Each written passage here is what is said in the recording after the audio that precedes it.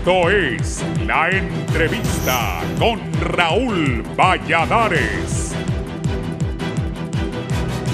Las caravanas migrantes reflejan el cúmulo de dificultades estructurales y sociales que marcan al país. Más parecen ciclos de una espiral de problemas no resueltos que por eso se repiten año a año, a pesar de las promesas e iniciativas locales y regionales por mejorar las condiciones laborales, respeto de ley, inversión y seguridad personal.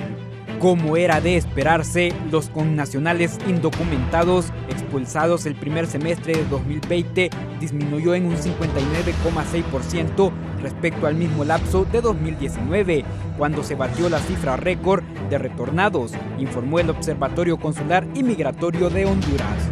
Un repaso a los temas de país, a pocos días de las elecciones de noviembre de 2017 y a poco más de un año de la primera caravana migrante de indocumentados a Estados Unidos, era la oferta de 600,000 trabajos a partir de las zonas especiales de desarrollo y empleo sedes, que evitarían que los hondureños busquen horizontes en tierras lejanas, prometidos desde la titularidad del Poder Ejecutivo.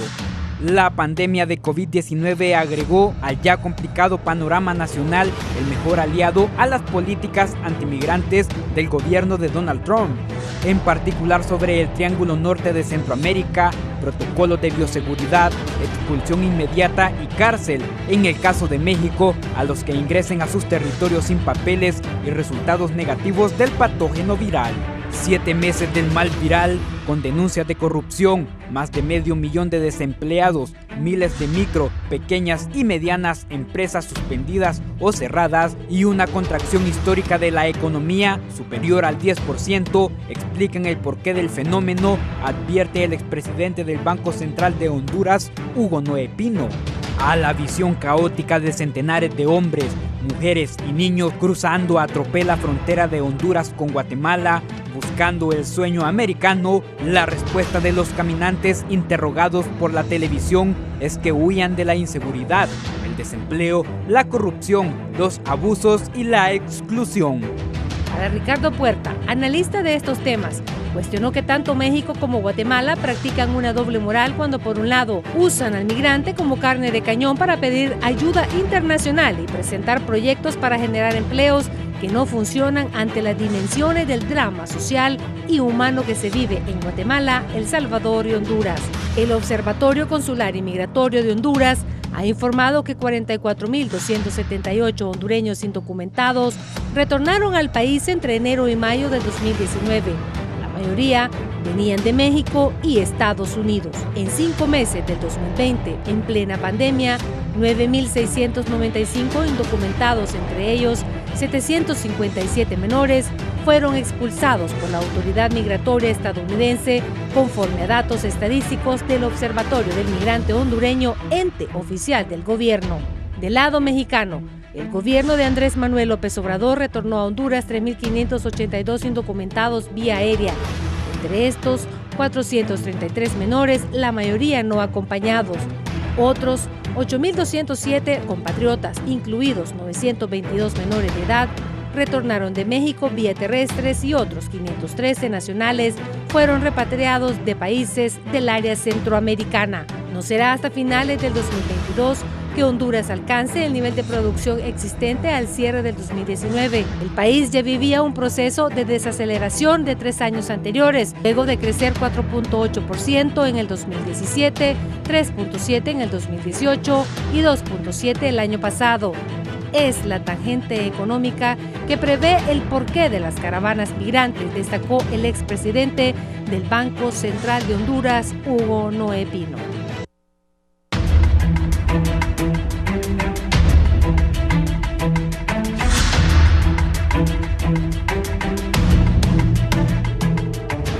Buenos días, gracias por estar con la entrevista.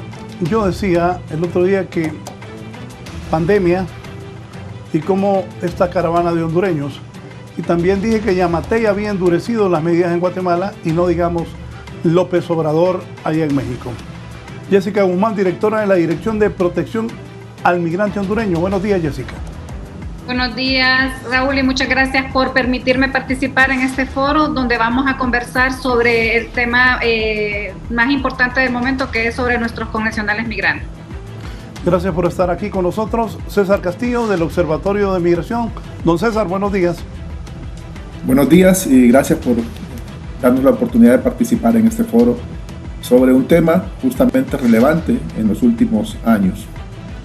Don Rolando Sierra, que es director de Flaxo Honduras y es investigador de estos temas de migración. Buenos días, Rolando. Buenos días, licenciado Valladares, y buenos días también a los compañeras del foro y también a toda la teleaudiencia. Les decía yo que dije el otro día al aire que cómo se iban los hondureños con esta pandemia, y les cuento, ya habían salido 2.000 y habían como 1.000 en la central metropolitana de buses de San Pedro Sula. Estaba transmitiendo con Iris Urbina. Y ellos decían que salían a las 2 de la mañana. Con todo el COVID-19 eso no importaba. Y mencioné de las restricciones de Guatemala y México. Varios hondureños ya los están regresando. Jessica, ¿qué piensa usted de esto? Pues lo vemos con mucha preocupación. Como usted bien lo mencionaba, o sea, este tema es algo que es una dinámica que es permanente, la migración de nuestros connacionales, lo cual es un derecho humano. Yo realmente creemos que así es. Sin embargo, sí creemos que lo que se debería, el ideal en realidad, es que existan las condiciones para hacerlo de una manera segura, ordenada, regular. Nosotros que trabajamos en Cancillería vemos dos temas. Por un lado, la protección de los hondureños que ya están afuera del país, y por otro, la asistencia de los hondureños que retornan. Y esto es una temática que nosotros la vemos continuamente.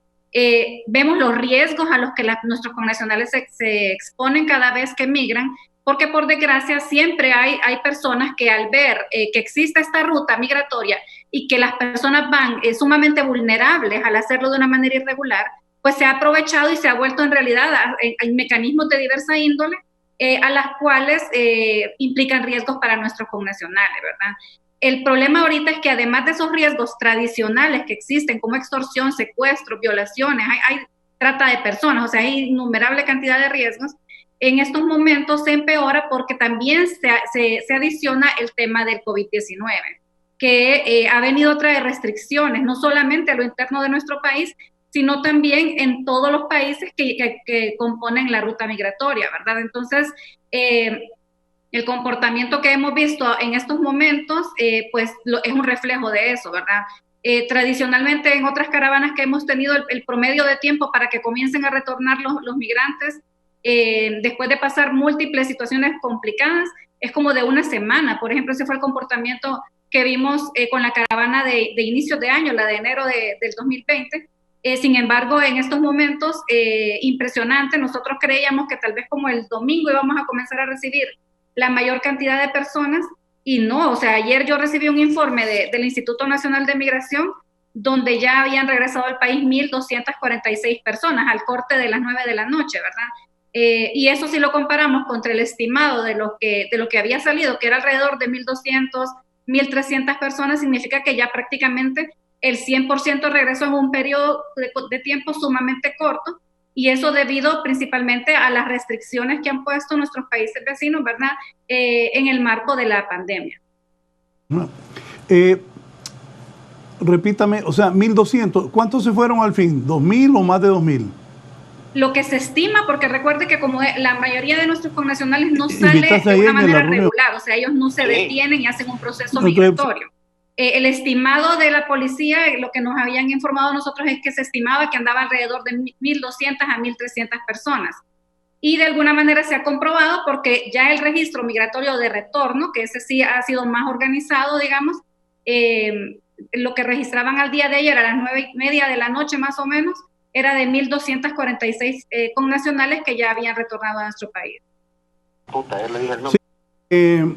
Dígame, César, don César Castillo, del Observatorio de Migración, y luego voy a ir con don Rolando. ¿Comentarios que tienen sobre esto? Bueno, aquí es importante plantear que la migración de hondureños no se ha detenido. En los últimos años, de hecho, más se ha evidenciado fuertemente.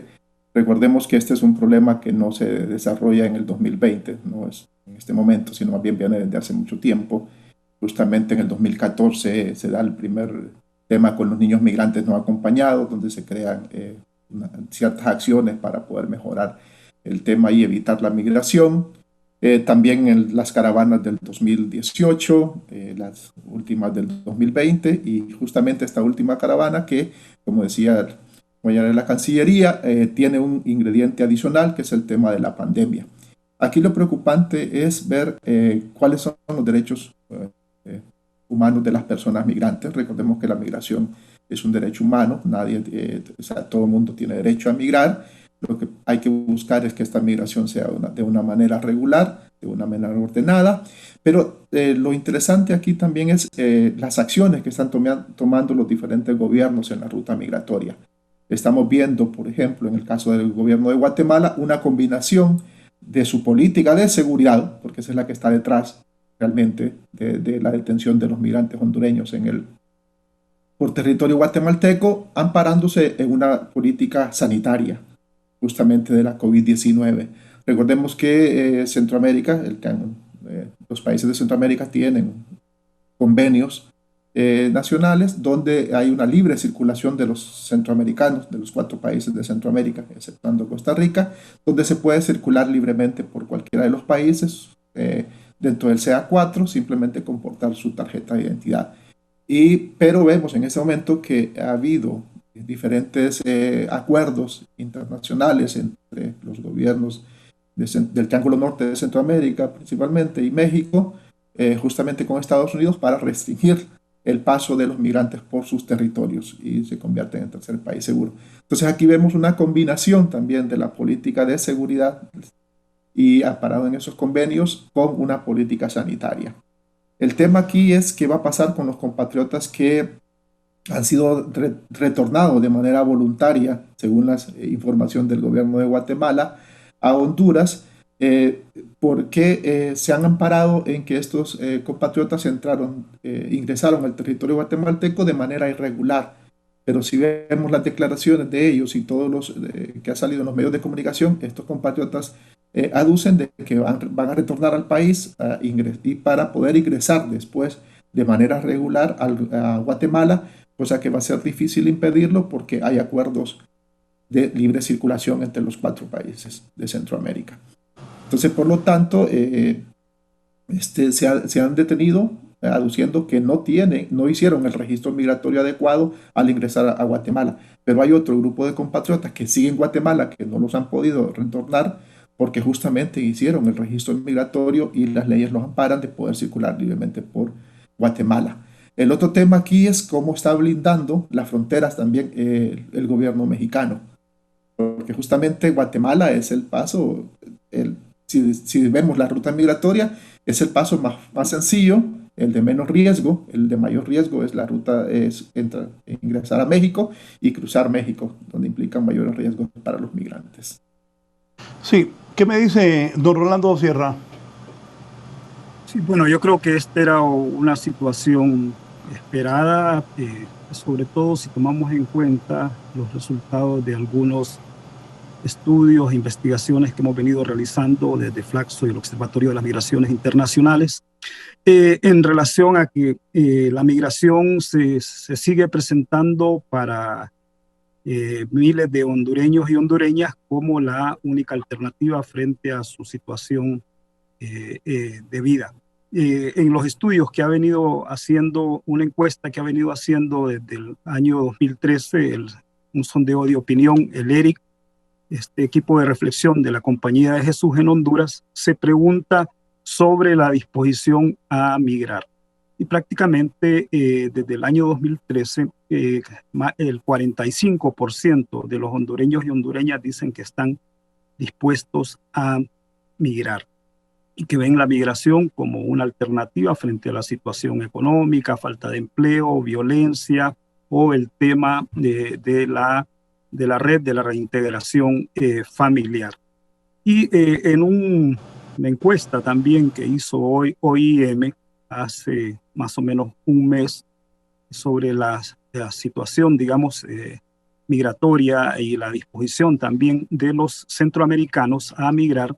En el caso de Honduras, decían de cada 8 de cada 10 hondureños que estaban dispuestos a migrar, que en este contexto de COVID habían únicamente suspendido temporalmente la disposición a migrar. Y solo 2 de cada 10 decían que habían cancelado su proyecto migratorio.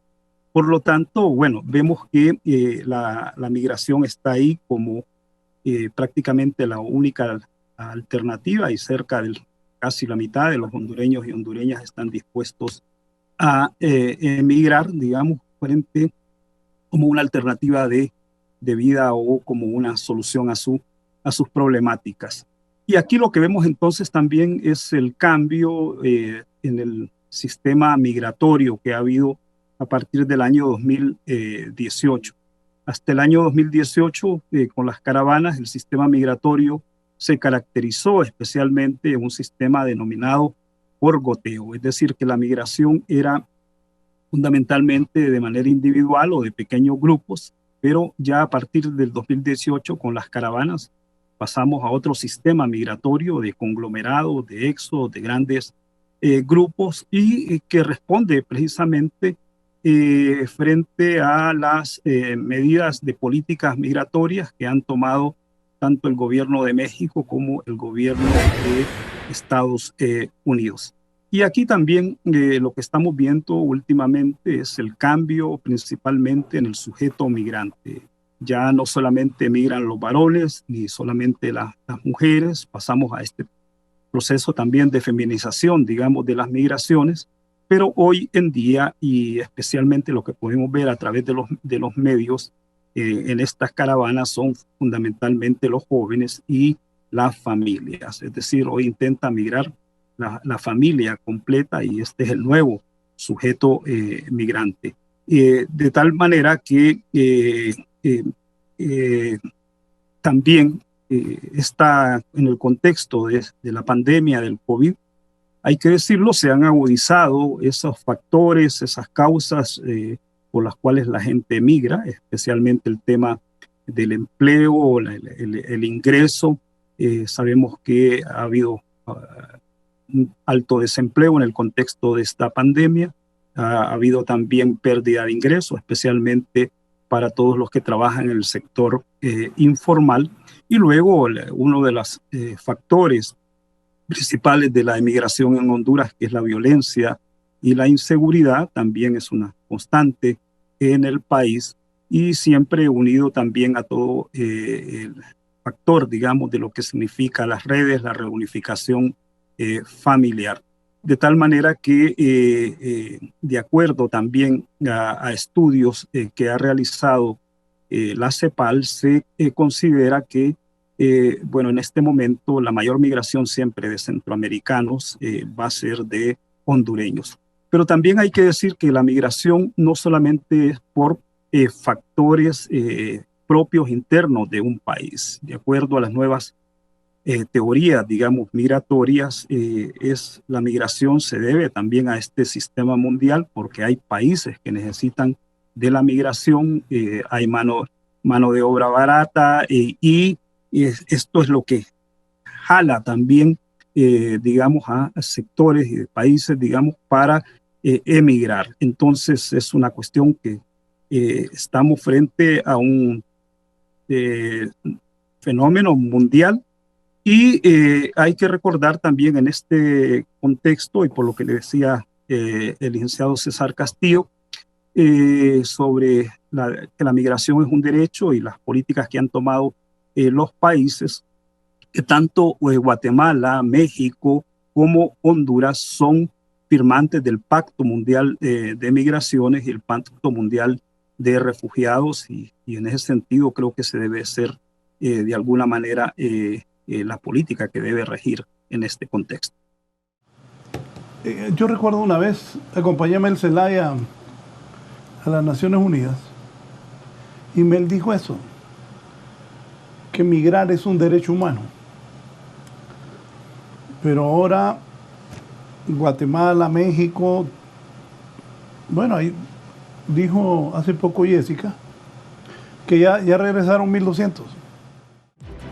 El primer ministro británico Boris Johnson defendió el domingo su manejo de la pandemia pese al aumento de los contagios, pero admitió que la nación enfrenta un invierno accidentado. Gran Bretaña tiene la mayor cantidad de decesos por coronavirus de toda Europa, con 42.400, y el gobierno de Johnson ha recibido una lluvia de críticas por su manejo de la situación. Los opositores dicen que son necesarias mayores restricciones sociales para evitar una segunda ola de contagios, mientras que miembros del partido oficialista, Partido Conservador, insisten en que deben levantarse ciertas restricciones para ayudar a la vapuleada economía a recuperarse. Johnson declaró a la BBC que el gobierno tenía que hallar un equilibrio y que él no podía tomar decisiones que nos expondrían a sufrir decenas de miles de muertes adicionales en poco tiempo. Es imperativo moral salvar vidas, pero por otro lado tenemos que proteger nuestra economía, ese equilibrio que estamos tratando de alcanzar, expresó el mandatario. El gobierno impuso medidas estrictas en marzo, ordenando el cierre de la mayoría de los negocios y prohibiendo todos los viajes salvo los esenciales. Las restricciones empezaron a ser levantadas en junio a medida que cedía la epidemia, pero al igual que muchos otros países europeos, las tasas de contagio repuntaron con la reapertura de pubs, restaurantes, escuelas y universidades. Para 11 Noticias, Raúl Valladares.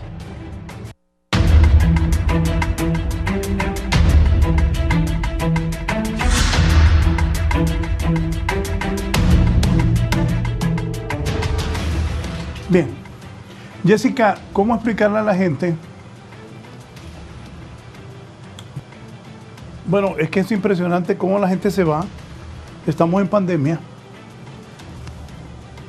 y se van a la buena de Dios. ¿Qué piensan ustedes en el gobierno de eso? Nos preocupa mucho, sobre todo considerando los perfiles, la mayoría, y esa tendencia, digamos, a aventurarse y al riesgo. Pues yo creo que se da principalmente porque la mayoría son jóvenes, la mayoría son personas que se encuentran entre los 19 y 30 años. Cuando retornan al país siempre se les hace una entrevista cuando llegan a nuestros centros de atención al migrante y se les pregunta, bueno, ¿cuál fue la motivación que tuvieron para migrar, verdad? O también, por ejemplo, se les consulta sobre su perfil, y lo que vemos sí son muchos jóvenes que están entre 19 y 30 años que tal vez en su mayoría han llegado tal vez a educación de nivel primario y que lo que manifiestan es que se mueven por motivos económicos. Entonces sí es un tema social que nos genera mucha preocupación. Lo vemos a nivel del Triángulo Norte en realidad, ¿verdad? Es un tema que es regional la situación. Si ustedes se meten, por ejemplo, en las cifras que maneja Patrulla Fronteriza de Estados Unidos, ellos llevan como unas estadísticas de la cantidad de personas que detienen en la frontera sur de Estados Unidos. Y ahí se puede observar, por ejemplo, que en mexicanos es increíble la cantidad de personas que se está deteniendo en la frontera. En segundo lugar, Guatemala y Honduras en tercer lugar. Ya El Salvador, digamos, ya se encuentra en un cuarto lugar. Pero la situación es algo que nos preocupa mucho, que creemos que se debe abordar de manera regional, atacando esas causas de la migración. Temas de fortalecimiento de la educación en nuestros jóvenes, y de formarlos para que tengan mayor cantidad de oportunidades dentro del país y no sientan ellos esa necesidad de irse arriesgando sus vidas. Sí, ¿qué piensa usted, César? Sí, aquí es importante hacer un análisis específico de lo cierto. Es un tema de Triángulo Norte de Centroamérica. La mayor parte de la migración de centroamericanos se da de Honduras, El Salvador y Guatemala, mexicanos también. Pero justamente en los últimos años, a partir del 2017, Honduras es uno de los países que más población migra del Triángulo Norte de Centroamérica. De hecho, siempre la migración de centroamericanos ha sido más de salvadoreños y guatemaltecos, menos hondureños, pero justamente en los últimos años Honduras está repuntando, y realmente esta nueva forma de migrar ha sido más desde el punto de vista de los hondureños. Las caravanas se han formado en Honduras, aunque se han juntado a la caravana o se han adicionado compatriotas salvadoreños y guatemaltecos. Pero aquí también es importante ver esta forma, cómo está cambiando la forma de migración. Ya Rolando lo mencionaba, estamos hablando de una migración ya no por goteo como se hacía anteriormente, sino más bien de forma masiva. Hay un cambio del sujeto migrante, pero adicional también al cambio del sujeto migrante en cuanto a que ahora migran los jóvenes, migra la familia. También hay una cuestión muy interesante que hay que analizar y que hay que ver. También están migrando los pobres. Justamente la migración se había dado por las personas que tenían más recursos. ¿Por qué? Porque la migración hacia Estados Unidos en este momento cuesta entre $8,000 a $10,000 y no toda la población en Honduras, o la mayor parte de la población en Honduras no tiene la capacidad para pagar esa cantidad de dinero y poder migrar. Por lo tanto, no migraban los más pobres.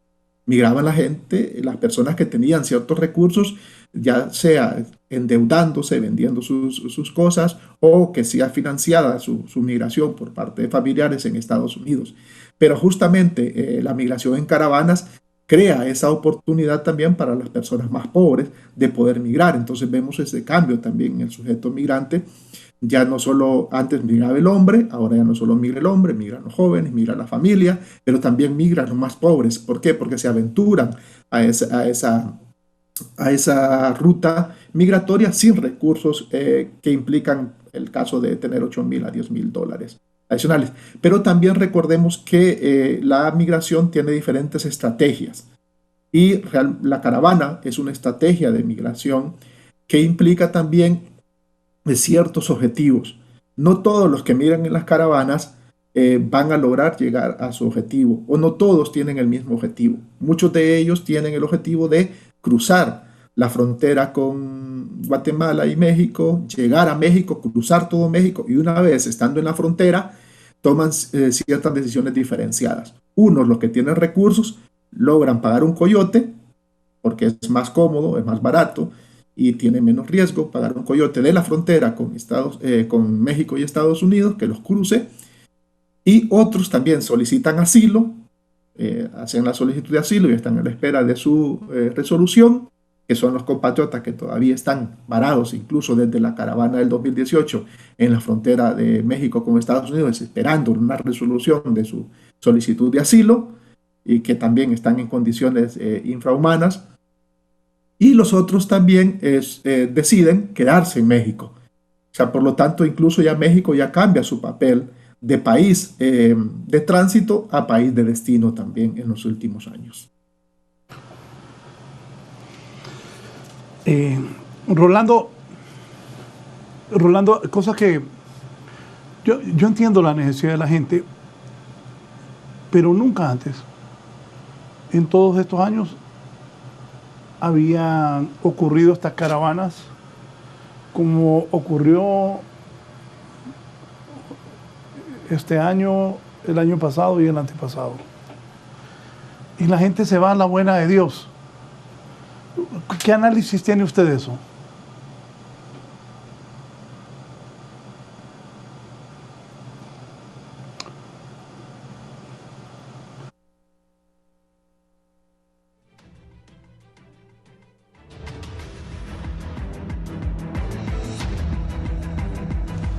Bueno, yo creo que hay que ver el tema especialmente de estos factores, digamos, porque la gente migra. Pero lo que sí me llama la atención siempre cuando uno entrevista a jóvenes, digamos, hay una situación de una inconformidad, de un malestar muy fuerte con la sociedad, con el país, con la clase política hondureña.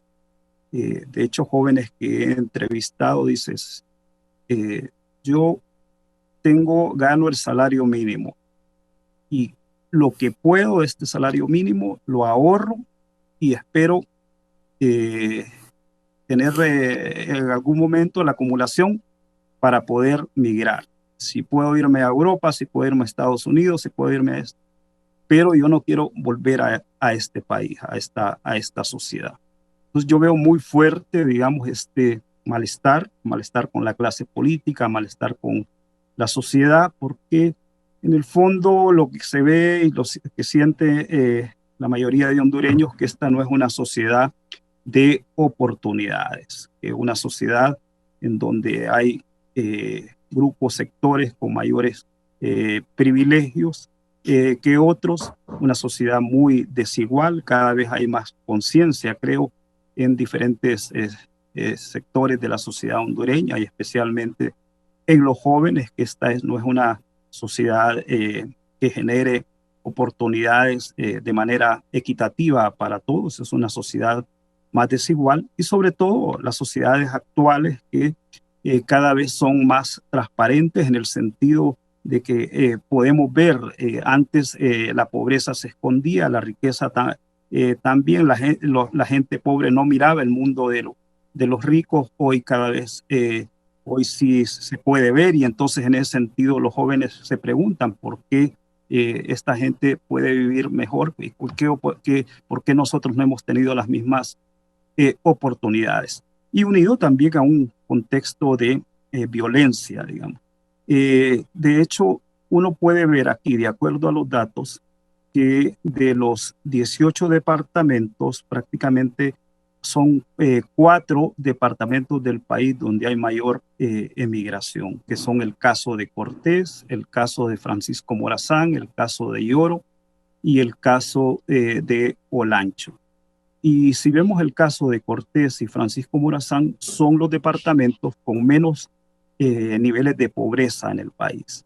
El caso de Yoro y el caso de Olancho sí tienen altos niveles de pobreza, especialmente pobreza rural, pero el denominador común de los 4 departamentos es que son los departamentos, de acuerdo al Observatorio de la Violencia de la Universidad Nacional Autónoma de Honduras, con las mayores tasas de homicidio y mayor violencia. Entonces pareciera que es esta violencia, digamos, que es la que está también aquí influyendo en la decisión migratoria de la gente. De hecho, también cuando uno hace estudios más directos, más cualitativos, más con las personas migrantes, bueno, se pregunta inicialmente en las encuestas, la gente dice que migra por cuestiones socioeconómicas, por pobreza, pero ya cuando les pregunta a qué se dedicaba en Honduras o qué pasó, bueno, que fueron asaltados tantas veces o tenían un pequeño negocio, una actividad económica, pero luego empezaron a ser extorsionados. Entonces, en definitiva, digamos que es la violencia.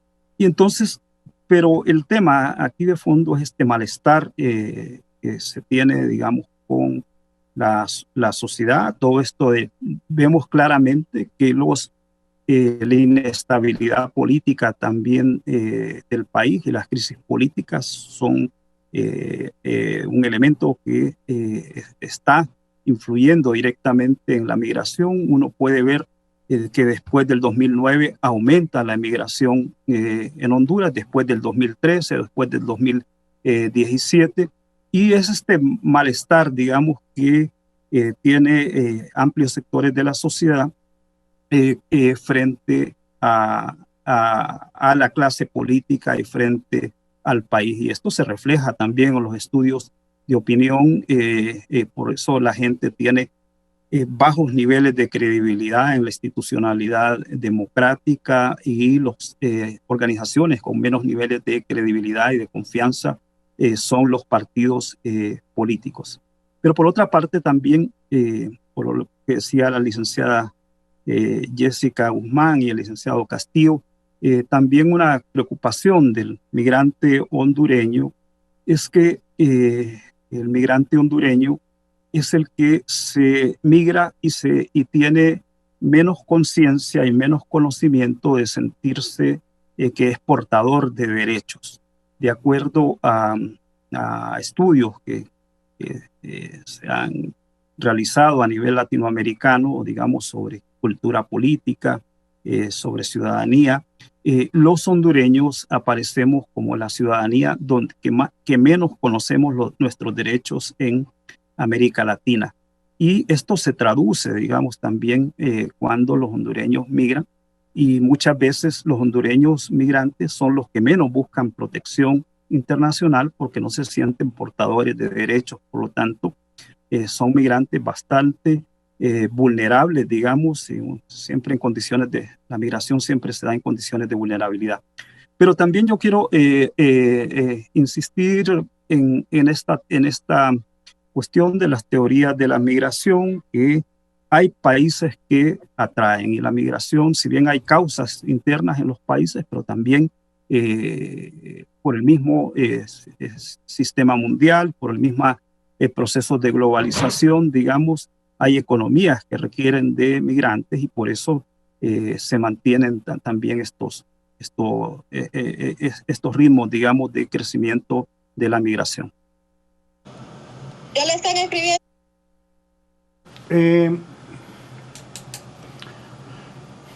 Jessica, ¿y las autoridades nuestras qué piensan ante esto? ¿Qué se puede hacer?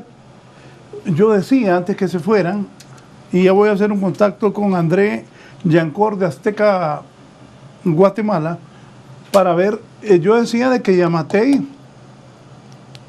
había endurecido las medidas y López Obrador está peor, porque son acuerdos que López Obrador llegó con Trump. ¿Qué hacemos? ¿Qué hace el gobierno, Jessica?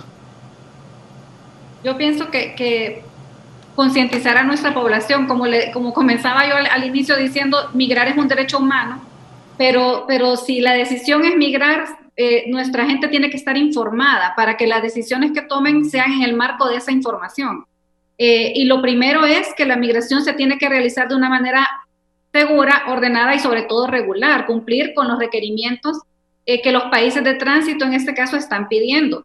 Como bien lo mencionaba el compañero Castillo, Guatemala tradicionalmente lo único que solicita es el contar con presentar la identificación, y como miembros de la CA4 en temporadas anteriores eso era suficiente para transitar por ese país. El requisito actual es que se presente una prueba negativa del COVID-19. Entonces, el mensaje, creo yo, es que si se va a tomar la decisión de migrar, pues se debe informar a la población. Nosotros tratamos permanentemente de hacerle llegar esta información a los connacionales para que no se expongan a hacerlo asumiendo los riesgos que esto trae consigo, ¿verdad? Pienso que eso es lo principal en este momento, tratar de concientizarlos de todos los riesgos a los que se exponen en caso que decidan emprender esta ruta sin seguir ningún tipo de regulación. Sí, voy a ir ahora con André Yancor de Azteca, Guatemala. André, para que nos diga, André, desde Guatemala, ¿cuál es la situación de los hondureños que lograron cruzar la frontera? Entiendo, unos compatriotas ya están siendo repatriados, pero otros todavía siguen en Guatemala. André Yancor de Azteca, Guatemala, buenos días y adelante.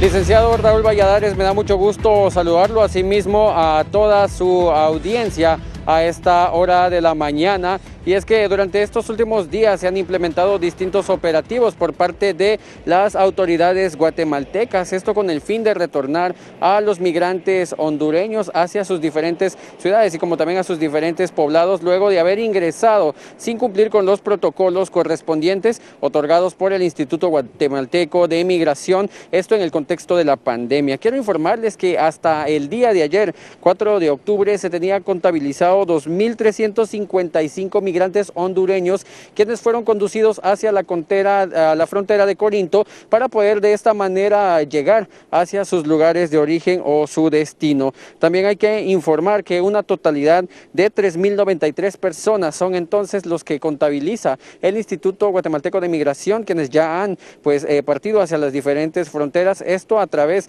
de la frontera de Corinto como también la ubicada en Petén. Es importante también mencionar que a través del estado de prevención que ha decretado el gobierno de Guatemala, cuyo plazo finaliza el próximo 15 de octubre. Estos operativos continuarán en los diferentes departamentos en donde esta normativa tiene vigencia con la intención de evitar la migración irregular. Hay que hablar entonces también de las diferentes situaciones a las cuales están expuestos los migrantes hondureños. Varios de ellos al integrar estas caravanas no portan la mascarilla, lo cual los hace vulnerables a poder contraer algún tipo de infección respiratoria o en su defecto el mismo coronavirus. Pero también pasan algunas situaciones bastante traumáticas y bastante fuertes, que lo es la falta de alimentos, la falta de hidratación por las distancias que ellos recorren.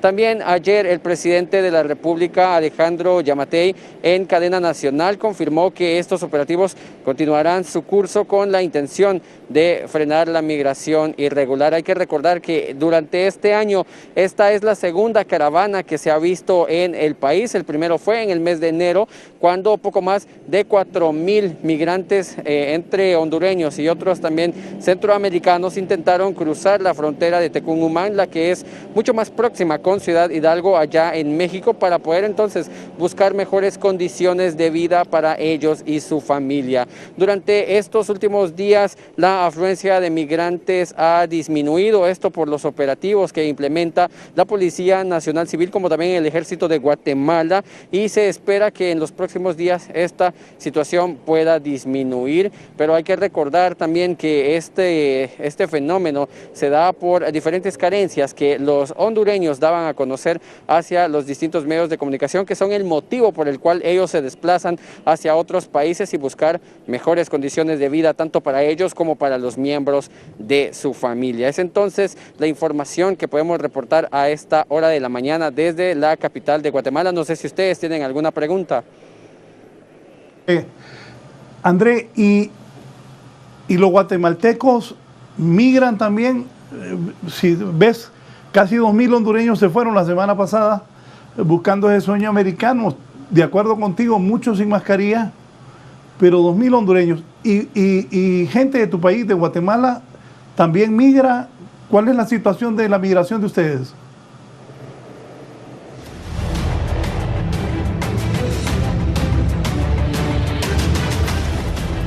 La migración en Guatemala se da en diferentes modalidades, y una de ellas es en este tiempo de pandemia, que las personas no acostumbran realizar o aglomerarse a través de caravanas, sino que buscan por sus propios medios llegar hacia los Estados Unidos. Existe la figura denominada el coyote, quien es una persona que conoce cuáles son las áreas para llegar hacia distintos países, específicamente a los Estados Unidos, y pues hay personas que contratan estos servicios. Sin embargo, las caravanas acá en Guatemala no se han visto durante estos últimos tiempos. Sin embargo, lo que sí hay que dar a conocer es que durante este tiempo de pandemia, alrededor de 4,090 personas han sido retornadas en vuelos hacia Guatemala, y posteriormente ellos cumplen con un protocolo que ha establecido el gobierno de Guatemala también, que es cumplir con una cuarentena obligatoria para evitar y para también descartar si ellos son posibles portadores del tema del COVID-19 antes de regresar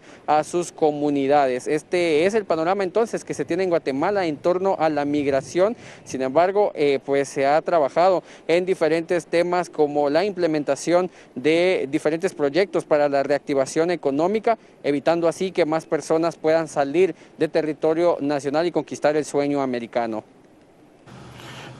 Gracias, André Yancor, de Azteca, Guatemala, directamente desde la ciudad de la eterna primavera, Ciudad de Guatemala, informándonos desde Azteca, Guatemala. Así está la situación de los migrantes hondureños y la migración guatemalteca. Estas preguntas son para mis 3 invitados. Los hicimos con la producción. ¿Cuántos menores extraviados o no acompañados fueron recuperados? Represión en Guatemala, cárcel en México, el muro y férrea vigilancia en frontera sur de Estados Unidos detendrán la migración al norte del continente. El presidente Hernández dijo que hay un movimiento político detrás de las caravanas migratorias. Los problemas no resueltos no son alimento para que salgan caravanas. Primero, Jessica, por favor. Pues en esta caravana hemos tenido 2 menores que se desaparecieron el primer día, fue cuando estaban en la estación migratoria y cuando inició a moverse la caravana. 2 menores quedaron no acompañados ahí en la estación migratoria, en la estación de buses de San Pedro Sula. Pues gracias a Dios se activaron los protocolos de seguridad y logramos llevar a estos niñitos al Centro de Atención al Migrante Retornado Belén, en San Pedro Sula, que es especializado en la atención a menores de edad.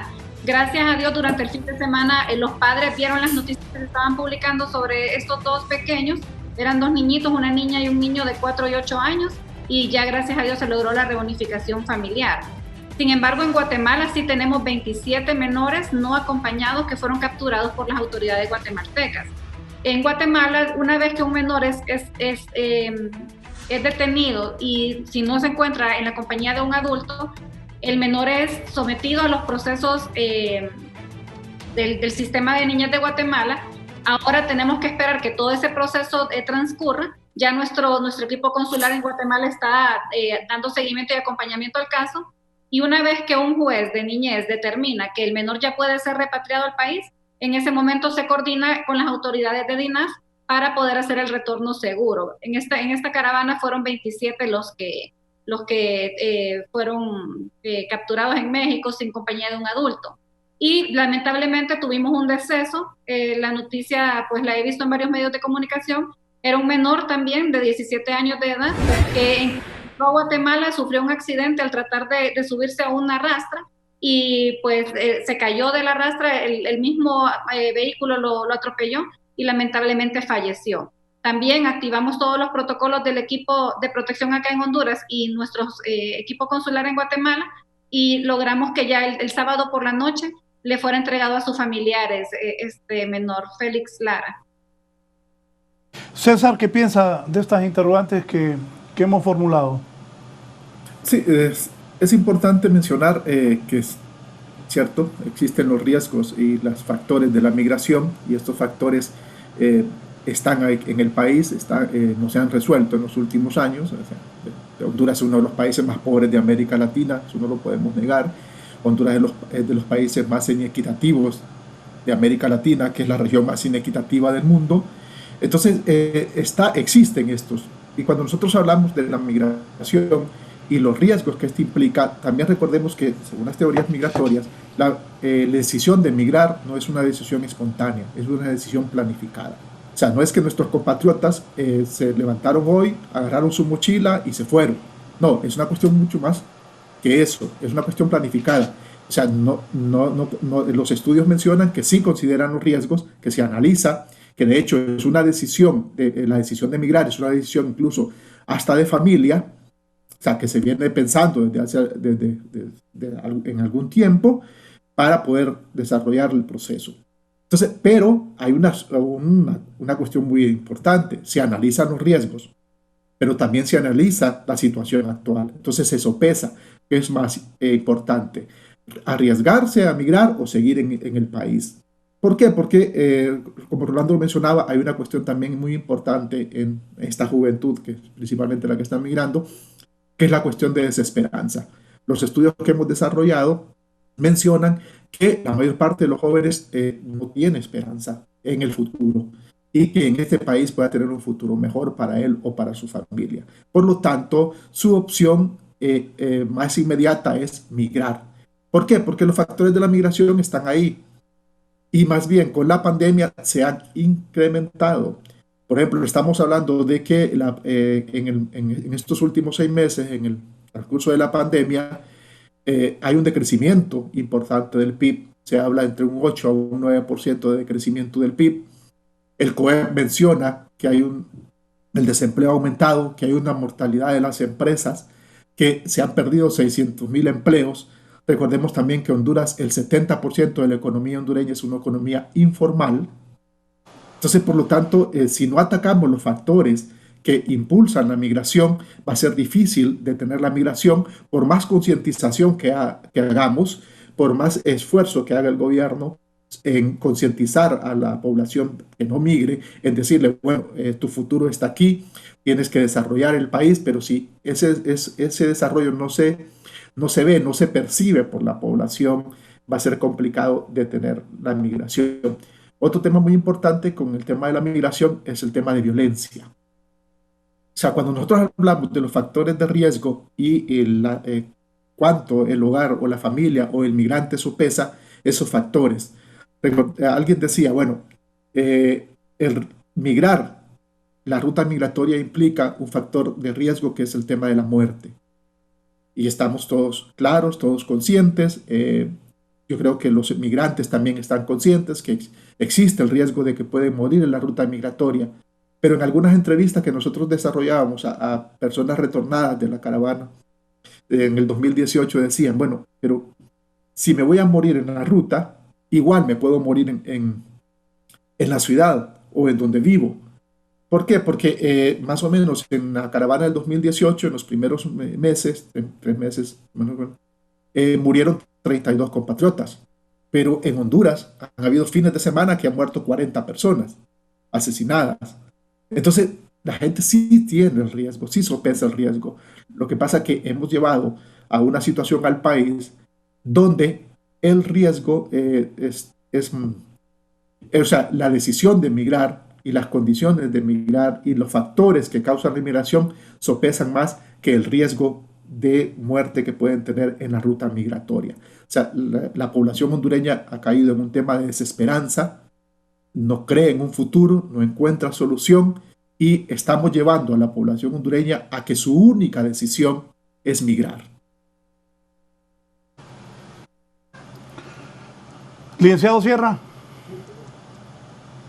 Bueno, yo creo que estamos también frente a un cambio en las narrativas migratorias, digamos, sobre los migrantes. Hace algunos años, más bien el migrante se miraba como un héroe que lograba cruzar las fronteras y más bien era el generador principalmente de remesas, por lo tanto, quienes apoyaban más bien y apoyan el desarrollo del país. Pero estamos en los últimos tiempos en un cambio de la narrativa migratoria que se plantean que hay otras motivaciones o que hay grupos interesados en todo que se genere la misma migración. Yo creo que hay que ver con cuidado, digamos, y hay que tener una adecuada narrativa en torno a la migración. Ya hemos hablado acá de todos estos factores, causas, tanto internas como también internacionales que están generando la migración.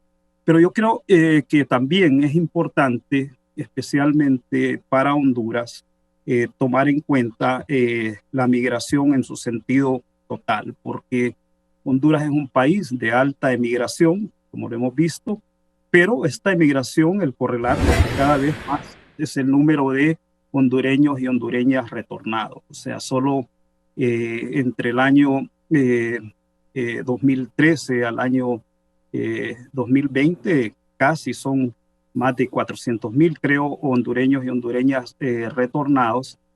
Solo el año pasado fueron cerca de 110,000 hondureños y ya incluso en este contexto de pandemia, como decía la licenciada Jessica Guzmán, creo que decía que actualmente hay 44,188 retornados y esto es un desafío en realidad para el país y para las personas retornadas, porque si se fueron por una serie de factores y de causas y luego son retornadas, entonces ¿cuál es lo que está haciendo también el gobierno, el desafío que tienen también los gobiernos locales, las municipalidades, de cómo reinsertar sociolaboralmente a todas estas personas retornadas? Por un lado, reinsertarlos en las actividades económicas y especialmente a los niños, adolescentes y jóvenes a el sistema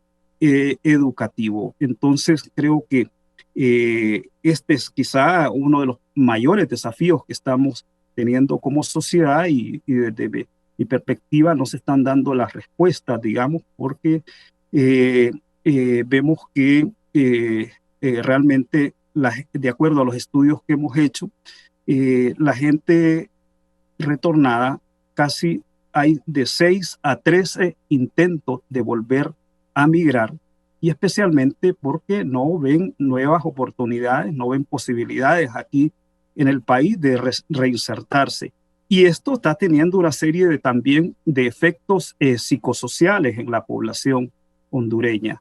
En estudios que hemos hecho, del 100% de retornados y especialmente de jóvenes, un 35% de los jóvenes retornados pierden prácticamente toda perspectiva de futuro, pierden todo proyecto. Habían puesto muchos en la migración, digamos, su proyecto, su expectativa de vida, pero al ser retornados y no logra reinsertarse aquí productivamente o en un empleo, lo que está generando es esa mayor desesperanza, está un fatalismo total y justamente cuando hay altos niveles de riesgo, más altos niveles también de desconfianza, sociológicamente lo que se produce es fatalismo y entonces este fatalismo está generando también estas situaciones que a la gente, a muchos, especialmente a jóvenes, puedan hacer cualquier cosa, digamos, porque no ven futuro, no ven esperanza. Entonces el gran desafío también que tenemos es cómo cambiamos estas narrativas en torno a la migración. Yo creo que sí es fundamental lograr, digamos, como región, como sistema, cómo pasar de esta migración irregular a una migración regular, pero sobre todo es cómo el país se convierte en un país y una sociedad de oportunidades para todas y todos. Sí, conclusiones, Jessica, por favor. Pues ratificar el tema de que migrar de manera irregular es riesgoso, pero sobre todo ahora se ha vuelto mucho más difícil, porque como lo mencionaba el licenciado Sierra, efectivamente la gente sale, pero es increíble la cantidad de retornos que tenemos, o sea, no existe una probabilidad tan alta de que se logre llegar a la meta. Entonces, yo pienso que se debe sopesar eso y incentivar a la población a que no continúen haciendo su migración de manera irregular, porque además de que es peligroso, también tienen bajísimas probabilidades de lograrlo, y sobre todo ahora con todas las restricciones que ya no solamente lo tienen en la frontera sur de Estados Unidos, sino también en toda la ruta, pues a través de Guatemala y de México. Sí, muchas gracias, Jessica Guzmán. Esta mañana, la directora de la Dirección de Protección al Migrante Hondureño. Don César Castillo, ¿cuáles son sus recomendaciones y conclusiones finales? Es importante tomar en cuenta que los causas de la migración están ahí. Si no atacamos las causas de la migración, no vamos a detener la migración. Por más concientización que hagamos, por más campañas que hagamos, si no se atacan las causas, si no se mejora la economía, si no se le dan oportunidades a la población para tener una vida más digna, va a ser difícil detener la migración. Y concluyo un poco con alguna evidencia que tuvimos. Nosotros hemos desarrollado algunos estudios con jóvenes estudiantes de la Universidad Nacional Autónoma de Honduras y han desarrollado su trabajo de campo. Y cuando nosotros nos reunimos con ellos para sacar conclusiones, la conclusión de estos jóvenes es que van a migrar. ¿Por qué? Porque en el trabajo de campo que han desarrollado en las comunidades, la situación real es que las personas que tienen remesas, las personas que tienen migrantes en otros países, viven mejor que los hogares que no tienen migrantes. Entonces, mientras no ataquemos las causas, mientras no desarrollemos el país económicamente, mientras no demos oportunidades a los jóvenes, mientras no creemos una sociedad más equitativa, una economía que sus ganancias lleguen a la población más pobre, va a ser difícil detener la migración. Muchas gracias a César Castillo del Observatorio de Migración. Voy ahora con el licenciado Rolando Sierra para concluir el programa. Licenciado. Bueno, yo creo que también es importante pensar que el próximo año 2021 son los 200 años o el bicentenario.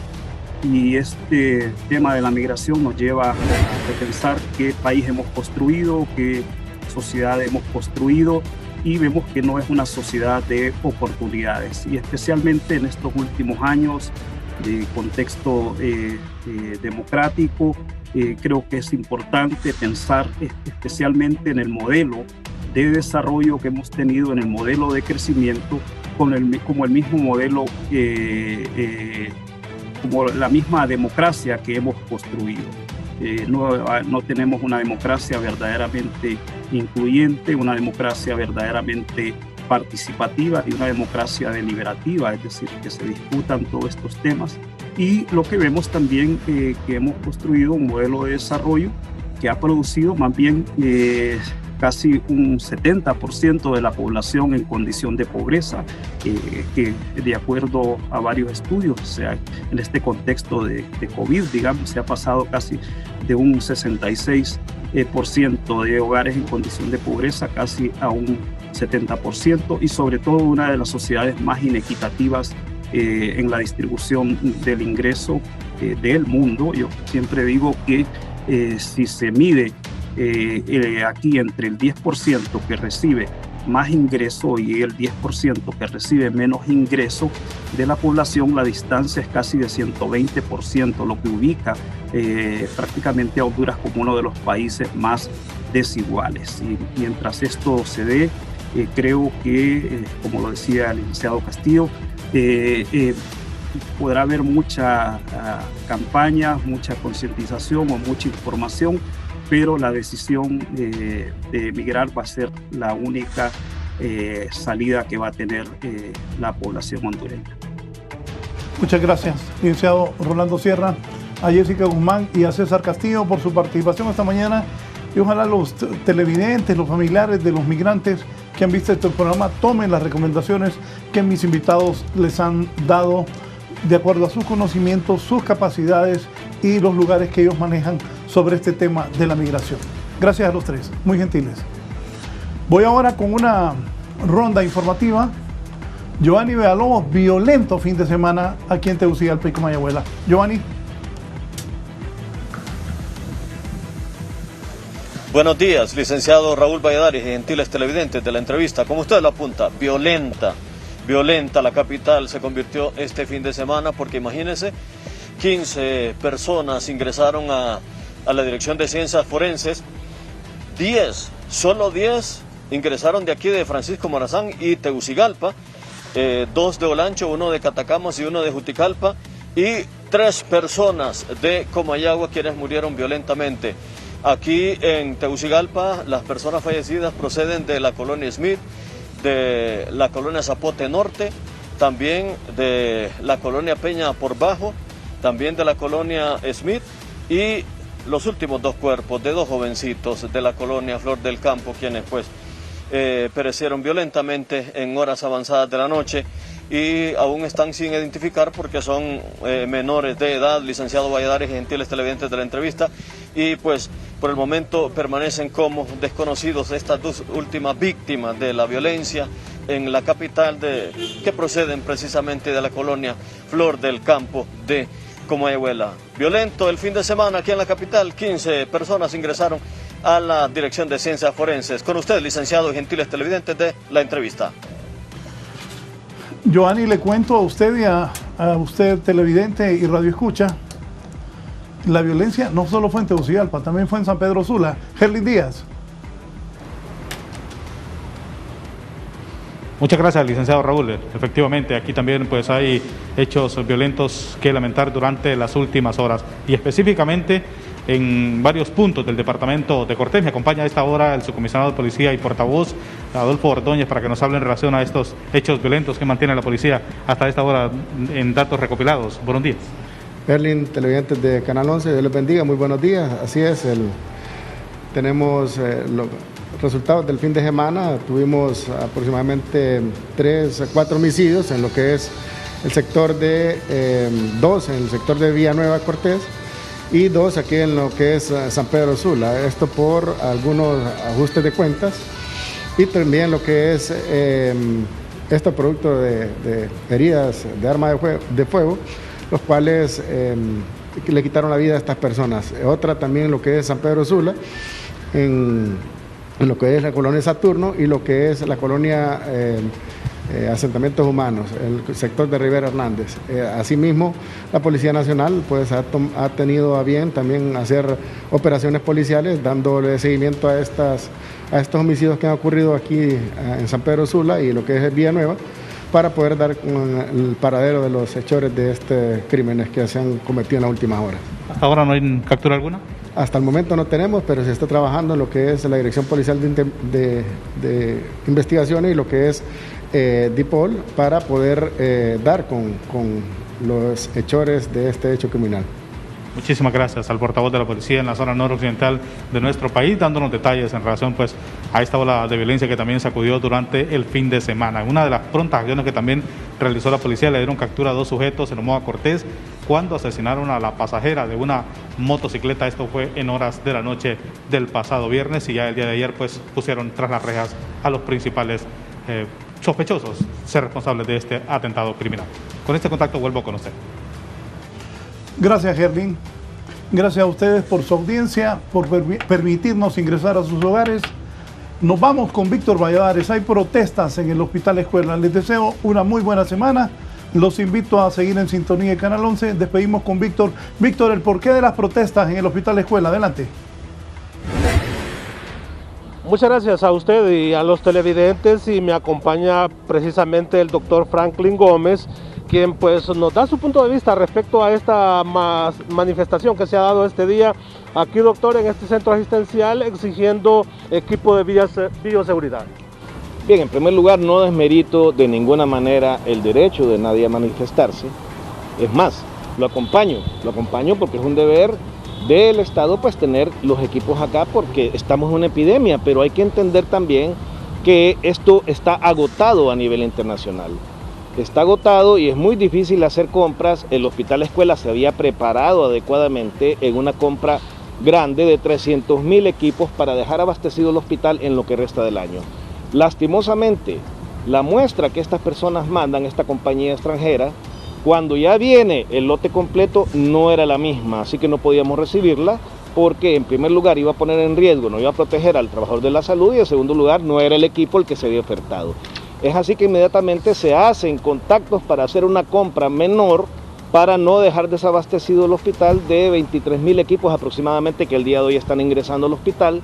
Y como vieron, y que repetimos, el reclamo es legítimo, tenemos que tener todos los equipos para poder proteger, pero era creo que una falla de comunicación, porque los equipos ahí están, ya el personal retornó a su área de trabajo, que es la emergencia, un área crítica, para pues no dejar desprotegido eso también. Así que esperamos ya, por ejemplo, hoy que ya viene el equipo, tener un lapso de días que nos da, mientras seguimos nosotros con los contactos internacionales, con el acompañamiento de fideicomisos, de Banco de Occidente y de CNA, en transparencia de compra de todos estos equipos que ha hecho el hospital en todo este año.